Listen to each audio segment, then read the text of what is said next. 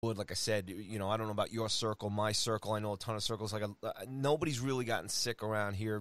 As far as doing things. Obviously, there's people who have gotten sick. It's for real. There's people who have passed away. All that stuff. But in terms of the big numbers, we were talking about 3-4 weeks ago with not only the reopening here in New York, but the protests and everything else. And the numbers have stayed flat here in New York. They just keep going down. With every stage that we kind of go through. Now, obviously, New York did the right thing when we shut down, no international travel, all that other stuff, and we closed up early, stayed in lockdown, and now we're more in control of what's going on. And like we had talked about this, myself, a couple weeks ago, too. Let's see how the next 2-3 weeks go. So far, watching this every week, it seems to still be going okay. So if you take the footprint or the game plan of what's happened here in New York, proper lockdown, everybody kind of, doing what they should be doing. Again, the protesting doesn't seem to have caused any type of turnaround in terms of a spike. We're hit phase 4 this week here in Long Island. Some people have gotten stupid out here and they're getting shut down and whatever as far as bars, restaurants, and everything else. So if you take that model, and they have that model up in the hub cities up in Canada, Edmonton and so on and so forth, there's probably a good percentage, and most of these guys that are coming in have obviously been quarantined themselves prior to.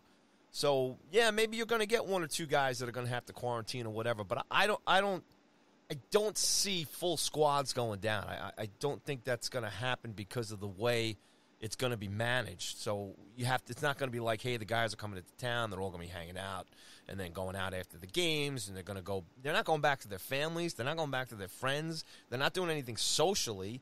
It's business for whatever this is going to take the next 2 months. When are they? So they're going. The training camp starts on Monday, right?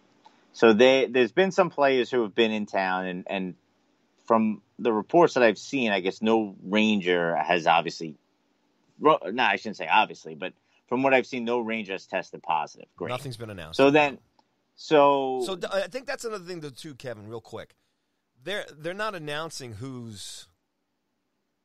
I think as far as a league protocol, they're not naming names. You know what I'm saying? Like so. But anyway, that's what I heard. I don't want to. I wonder if that's like a HIPAA thing. Like a privacy. I believe it is too. Yeah. Thing. Yeah, I would assume that that's more HIPAA than the NHL trying to be secretive of, because I would assume that they'd want to just be open and honest about it, especially now. I always think that's probably the best way to go. But privacy things, I could see why they wouldn't be able to just say, oh, COVID. But I'm wondering. So from what I've read, I think like half the Rangers team is in. No one is tested positive, which is great. I don't know how many of them have been tested. If they've all been. All right. But here's another cool. Not cool, but here's another scenario, right, KD? The tournament starts. If somebody's missing on the bench, if somebody's not in warm-ups, if somebody's not playing, what are they going to do? Upper body injury. I mean, they're really not going to be able to hide if specific players go down. Well, I mean, I'm assuming you'd be able to figure it out. That's what you didn't see this guy get injured. Yeah, I mean, you'll be able to figure it out. I just don't. I think due to those, the HIPAA laws. Why is Glenn Healy back in nets for the Rangers? Exactly. That's right. Actually, not that I'm hoping that somebody tests positive on the Rangers, but how great would it be? Like, because the person who, I think if you test positive, you got to quarantine for like 2 weeks. So like, say like the night before the play-in, like Brett Howden goes, test positive.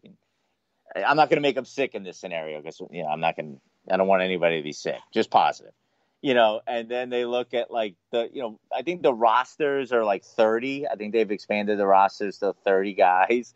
Is Michael Haley on that roster? And is he the first guy that they pick? I just want to see like the collective heads of every Ranger fan sort of explode that he is like in the starting lineup like for game 1 against the Hurricanes. Well, do we even know that yet? As far as rosters? Yeah, I think that they said it's going to be 30 guys on the roster. and I think it said like unlimited amounts of goalies, which is good for the Rangers because we have the 3-headed goalie monster, so we just love to play goalies. Yes, of course, but obviously with the AHL being shut down, yeah. And I apologize for not reading up on this, folks. If you're listening, I don't know who else has the time to read up on this right now, but I guess it's Paulie.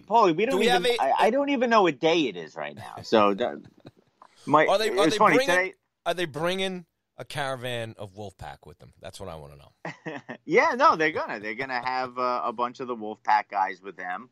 They haven't announced who's going to be on the roster. It was just part of their announcement with the CBA stuff that they're going to expand it to 30 guys, so that they have it in case one guy does go down or a couple of guys do go down.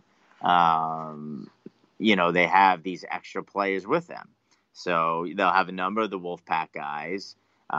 They're bringing back Kravtsov, so he's back in New York apparently, so he'll be on the roster.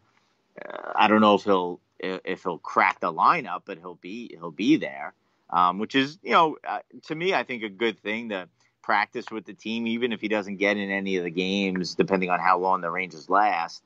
I think it would be good for him to be at practice with Panarin, with Zibanejad, and sort of just watch them and how they prepare for games and how they go about their business. So I think it's a win-win. This is summer training camp in addition to everything else, right? Oh, yeah, sure. Usually in August, these guys would start, stretching, getting ready, getting in shape, for September, obviously. So, I mean, yeah, I'm with you, man. To me, bring everybody, Let's get them all in there and as much as you can and muck it up. And I think it's great for Quinn to he gets another chance to look at these guys pretty much close up. I mean, obviously, this is going to be very,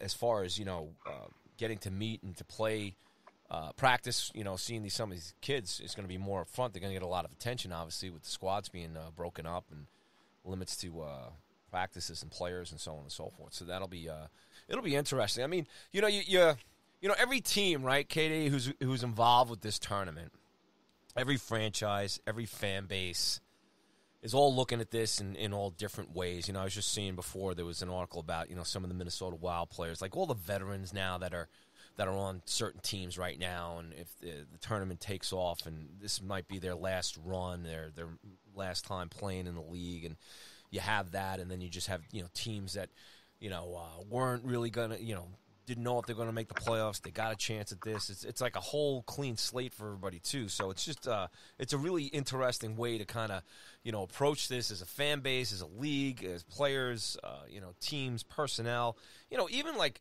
marketing and all that other stuff. When you see the Rangers promoting the 2021 season and get your tickets now and all that other stuff. I mean, how do you do that? Again, it's all speculation. You don't know what's going to come up down the road. And I think for all of us more than anything right now, Kevin, just another day, another week, and you get a little closer to it, and it's just going to be something else once they do eventually drop the puck and start, going at it out there. But for a young Rangers team with a young coach, J.D. Gordon, all the great stuff that we've been talking about this whole season for us, I mean, it's kind of a bonus as far as, selfishly for us as Ranger fans and as an organization, because we're so young, because most of the big guys are kind of signed right now. We don't have a goaltender issue, which is a bad issue. It's a good issue.